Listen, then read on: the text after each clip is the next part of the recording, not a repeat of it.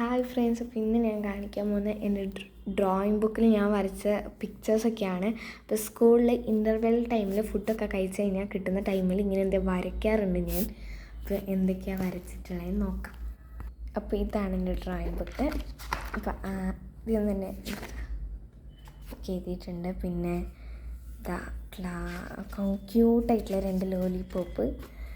പിന്നെ ഇത് വിഷുവിൻ്റെ ഒരു സ്പെഷ്യലായിട്ടുള്ളതാണ്, അത് വെക്കേഷന് ചെയ്തതാണ്. പിന്നെ ഇങ്ങനെ എന്തോ ഒരു സാധാ സീനറി ബോബാട്ടി, ഇത് കളമായിപ്പോയി. ഒരു ബോബാട്ടി വരച്ചു. പിന്നെ വാട്ടർമെലൺ, ഐസ്ക്രീം കളായിപ്പോയി.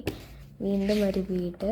പിന്നെ ഇതുപോലെ 2 ഉണ്ടോ, ഇത് എനിക്ക് ഭയങ്കര ഇഷ്ടപ്പെട്ടു.